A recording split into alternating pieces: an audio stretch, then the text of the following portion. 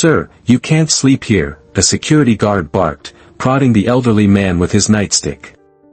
When the veteran didn't move fast enough, a blinding flash followed. 7 minutes later, a specialized Pentagon unit roared in.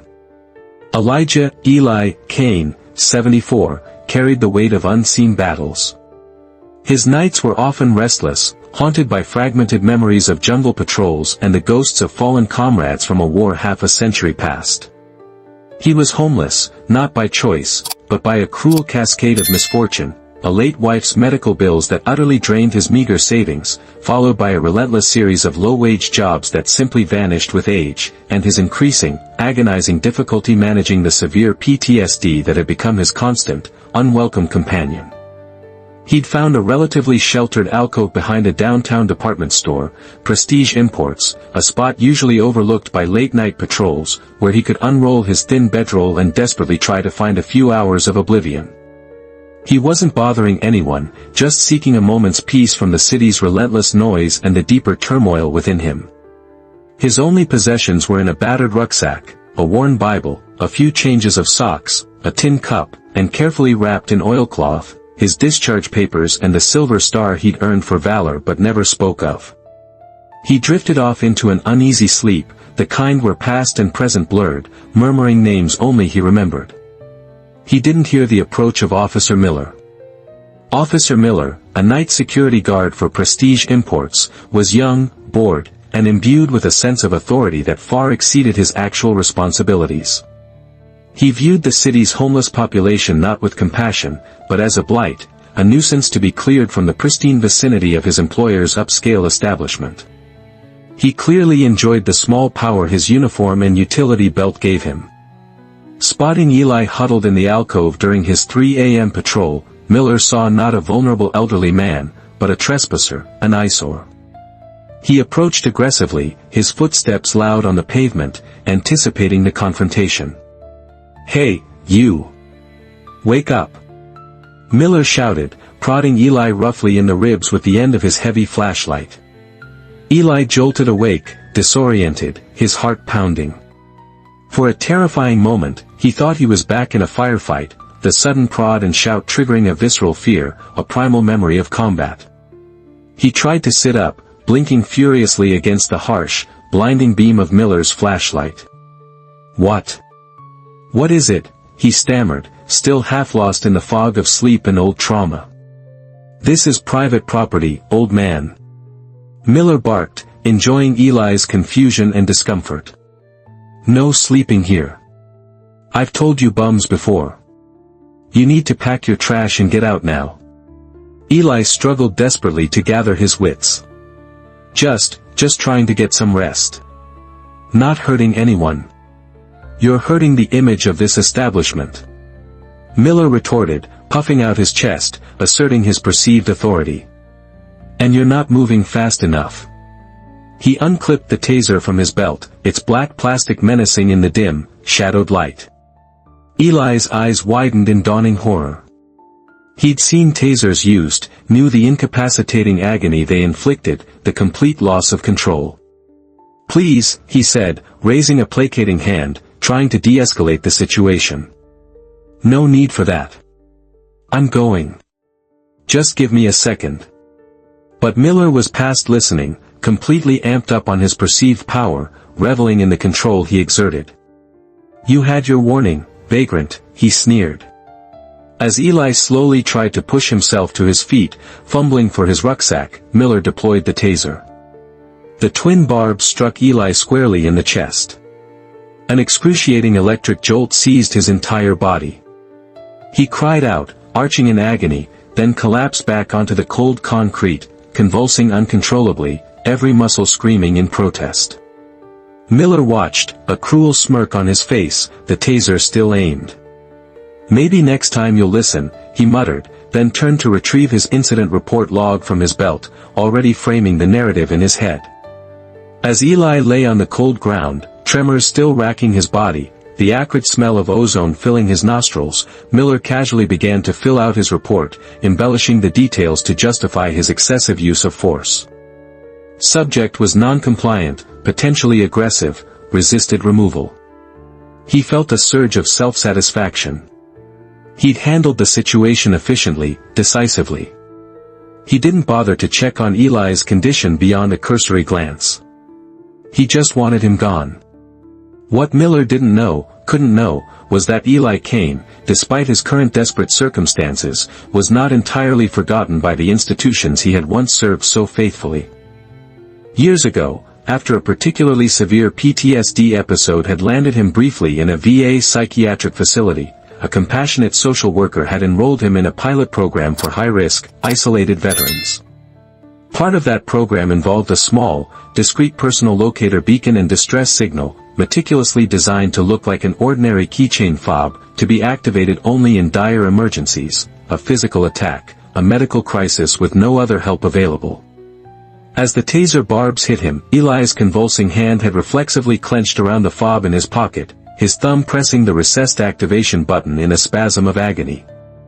The signal, silent and untraceable to Miller, went directly to a highly secured monitoring station within a specialized unit at the Pentagon, the Veteran Immediate Safeguard and Tactical Oversight Unit, VISTO. This was a small, classified team created to respond to extreme emergencies involving veterans with unique service histories or those deemed particularly vulnerable due to unresolved trauma linked to classified operations. Eli Cain's file, with its record of distinguished service in clandestine Green Beret units and his current high-risk status, flagged his distress signal as a Level 1 priority. Immediate on-site response required within 60 seconds of activation. VISTO had Eli's exact GPS coordinates, a basic visual from the nearest city traffic camera showing Miller standing over a prone figure, and had swiftly dispatched the closest available asset, a covert emergency response team that happened to be on standby less than 10 minutes away, engaged in an unrelated urban training exercise. Miller was still smugly writing his report, oblivious, Eli groaning softly on the ground, when the first black unmarked SUV with government plates screeched to a halt at the end of the alley, its headlights cutting through the pre-dawn darkness. Before Miller could even fully register the first vehicle, a second identical SUV pulled up, expertly blocking the other end of the narrow service alley, cutting off any possible escape route. Doors flew open with synchronized precision, and 4 figures emerged, moving with a speed and lethal efficiency that spoke unequivocally of elite training. They were dressed in dark, nondescript tactical gear, no obvious military insignia, but their posture, their silent, coordinated movements, the way they instantly scanned their surroundings, all left no doubt as to their formidable capabilities. These were not local police. Miller straightened up, startled, his hand instinctively going to his own now much less impressive utility belt. "Hey, this is private property. Identify yourselves," he blustered, trying desperately to regain control of the situation. The team leader, a tall, lean man with eyes that seemed to miss nothing, ignored Miller completely. His gaze immediately found Eli on the ground. "Target acquired, code Nightingale," he spoke quietly into his headset. "Medical assist required." 2 team members immediately moved to Eli's side. One, a highly trained medic, began assessing him with swift, practiced professionalism, cutting away the taser wires, checking vitals with a calm focus that belied the tension. The team leader then turned his attention to Miller, his expression unreadable but radiating an icy calm that was far more intimidating than any shout. "You are Officer Miller, private security for Prestige Imports?" he asked, his voice level, almost conversational. "Yeah, that's right," Miller said, trying to sound authoritative, though a tremor was evident in his voice. "And this vagrant was trespassing. I had to use necessary force to subdue him. He was resisting." The team leader just stared at him for a long moment, allowing the silence to stretch, heavy with unspoken accusation. Necessary force. Subdue a sleeping elderly man by deploying a conducted electrical weapon directly to the chest. He took a deliberate step closer, his presence utterly dominating the confined space. "We have the incident on satellite thermal, Officer Miller, including your subdual. Miller's bravado began to crumble completely. "Satellite thermal? Who are these guys?" He stammered, his mind racing, trying to comprehend the impossible. He wouldn't leave. He was non-compliant. The Visto medic looked up from Eli, his face grim. Subject is disoriented, tachycardic, experiencing muscle spasms consistent with CW deployment. He's elderly. Appears malnourished. This was excessive force by any standard. The team leader nodded curtly. Officer Miller, you are to remain here. Do not attempt to leave. Do not touch your communications devices. You will be speaking with representatives from the Department of Defense, the Department of Veterans Affairs, and likely local law enforcement regarding aggravated assault on a federally protected veteran. Federally protected? Department of Defense? Miller felt a wave of genuine, debilitating fear wash over him. This was spiraling far, far beyond a simple trespass report. As the Visto medic continued to stabilize Eli, preparing him for transport, not to a local hospital, but to a secure military medical facility as per Nightingale protocol, the team leader, whose call sign was Wraith, made another call on his encrypted satellite phone. Wraith to Watchtower. Nightingale is secure, condition stable, but requires immediate level 2 medical. Perpetrator detained on site. Requesting full liaison package, DoD legal, VA protective services, and local LEO interface. Also, activate asset reclamation protocol for Sergeant Eli Cain. He read Eli's old service number from a data file on his wrist device. Full benefits restoration, immediate secure housing placement. On the other end, at the Pentagon, gears were already turning at lightning speed. Asset reclamation was a rarely used protocol, reserved for veterans whose past classified service made their current vulnerable state a potential security risk, or simply for those whom the highest levels deemed have been catastrophically failed by the systems meant to protect them. Miller watched, stunned into silence, as a third black vehicle, this one clearly an ambulance but with no civilian markings, pulled silently into the alley. Eli, now on a gurney, still dazed but conscious, was carefully loaded into it. Before the doors closed, Wraith leaned in. Sergeant Cain, you're safe now. We're taking you to get proper care. You're not alone anymore. Eli looked up, his eyes focusing with difficulty on the insignia-less tactical gear. But something in the man's voice, the quiet competence, resonated deeply. He managed a weak nod. The ambulance pulled away without a siren, disappearing as silently as it had arrived. Wraith then turned back to Miller, who was now being very firmly interviewed by two other members of his team who had meticulously documented the entire scene, collected the taser, and secured Miller's own equipment. Your report, Officer Miller, Wraith said, picking up the guard's dropped log book, his voice devoid of emotion. Seems to have omitted a few key details. We'll ensure they're added.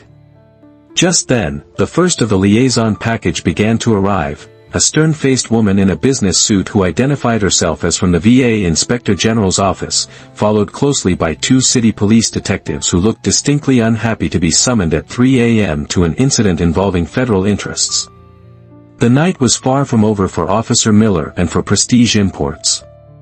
The fallout was swift and severe, though mostly kept out of the public eye due to the sensitive nature of Eli's past service and Visto's involvement. Officer Miller was arrested by local police later that morning, charged with aggravated assault and misuse of a weapon. Prestige Imports faced a massive lawsuit from the VA and a separate civil rights investigation initiated by the Department of Justice. Their security contract was immediately terminated, and their stock price took a significant hit when an anonymous but clearly well-informed tip about gross mistreatment of a highly decorated special operations veteran leaked to a single influential financial journalist.